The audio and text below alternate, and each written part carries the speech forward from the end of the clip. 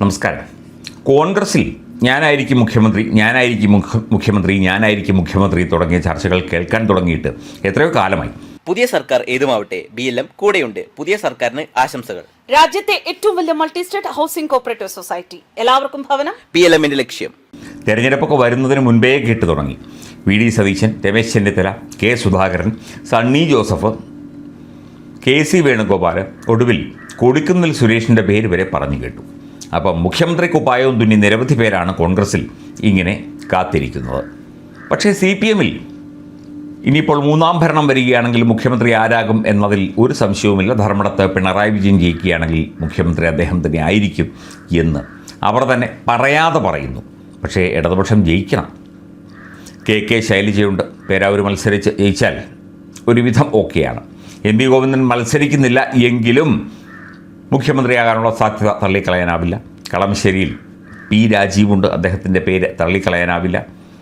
അങ്ങനെ അനവധി പേർ CPMലും ഇപ്പോൾ ചർച്ച തുടങ്ങിയിരിക്കുന്നു. മുഖ്യമന്ത്രി ആരാകും? ഇനിയിപ്പോൾ LDF തോക്കുകയാണെങ്കിൽ അല്ലെങ്കിൽ പരാജയം സംഭവിക്കുകയാണെങ്കിൽ പോലും പിണറായി വിജയൻ പ്രതിപക്ഷ നേതാവായി ഇരിക്കുമോ തുടങ്ങിയ ചർച്ചകളും ഇപ്പോൾ സജീവമായിട്ട് LDFലല്ല കേട്ടോ, CPMലാണ്. ഇപ്പം അധികാരമാണ് അല്ലെങ്കിൽ സ്ഥാനമാനങ്ങളാണ് ഏറ്റവും വലുത്. രാജ്യത്തിൻ്റെ അല്ലെങ്കിൽ നാടിൻ്റെ നന്മയോ ജനങ്ങളുടെ വികസനമോ ഒന്നുമല്ല.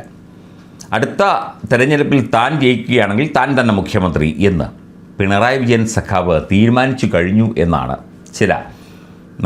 ചില മേഖലകളിൽ നിന്നുള്ള വാർത്തകൾ സൂചിപ്പിക്കുന്നത്. എന്തായാലും ധർമ്മടത്ത് വലിയ ഭൂരിപക്ഷത്തോടു കൂടി സഖാവ് പിണറായി വിജയൻ ജയിക്കട്ടെ. LDFന് 72 സീറ്റിലധികം നേടി അല്ലെങ്കിൽ 70 സീറ്റിലധികം നേടി അധികാരം പിടിക്കാൻ സാധിക്കട്ടെ. എങ്കിൽ മാത്രമല്ലേ LDF അധികാരത്തിൽ വരികയുള്ളൂ, മുഖ്യമന്ത്രി പിണറായി വിജയനായി വീണ്ടും വരികയുള്ളൂ.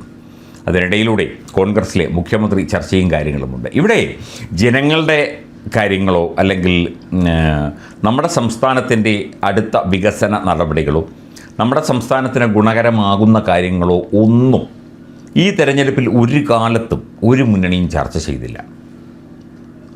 ഇവിടെ രാഷ്ട്രീയവും മതവും മതപരമായ വേർതിരിവുകളും ചേരിതിരിവുകളും ഒക്കെ തന്നെയാണ് വ്യാപകമായി ചർച്ച ചെയ്തത്.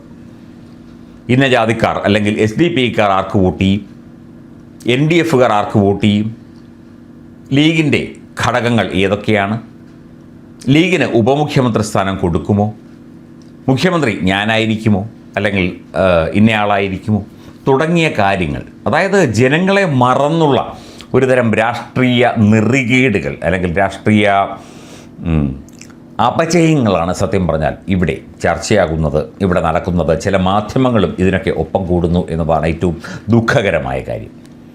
അപ്പം LDF 3 വരും എന്നുള്ള പ്രതീക്ഷയിൽ LDFും